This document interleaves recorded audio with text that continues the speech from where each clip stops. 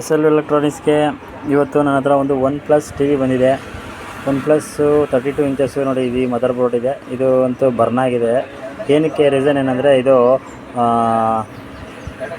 ಸಿಡ್ಲು ಹೊಡೆದಿದೆ. ಸಿಡ್ಲು ಅಂದರೆ ಲೈಟ್ನಿಂಗ್ ಆಗಿದೆ. ಇದಂತೂ ರೆಡಿ ಮಾಡೋಕ್ಕಾಗಲ್ಲ.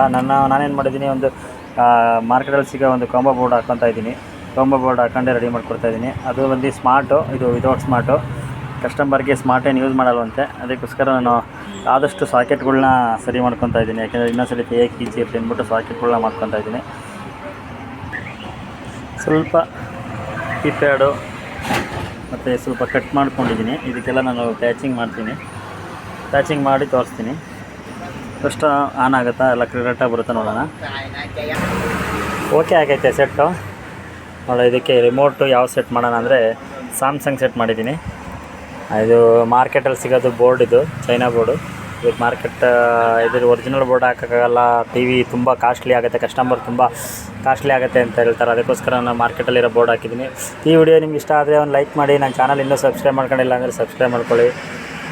ಈ ವಿಡಿಯೋ ನೋಡಿದ್ದಕ್ಕೆ ಧನ್ಯವಾದಗಳು.